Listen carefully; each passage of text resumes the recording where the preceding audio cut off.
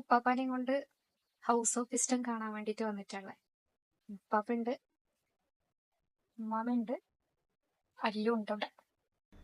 എന്നെ പരിചയമുള്ള ആൾക്കാർക്കൊക്കെ അറിയാം, ഉപ്പാപ്പ എന്നത് എനിക്ക് വെറും ഉമ്മയുടെ ഉപ്പ മാത്രമല്ല, എന്നെ ഞാനാക്കി വളർത്തി ഉയർത്തി കൊണ്ടുവന്ന ആൾ കൂടിയാണ്. എൻ്റെ അക്ഷരങ്ങൾ അറിഞ്ഞ് അതിന് അച്ചടി മഷി പുരട്ടിത്തന്ന് പ്രസിദ്ധീകരണങ്ങൾക്ക് അയച്ചു കൊടുത്ത് എൻ്റെ പുസ്തകങ്ങൾ ഇറക്കിത്തന്ന് എനിക്ക് സ്റ്റേറ്റ് അവാർഡ് അടക്കം നിരവധി പുരസ്കാരങ്ങൾ വാങ്ങിത്തന്ന ഉപ്പാപ്പ.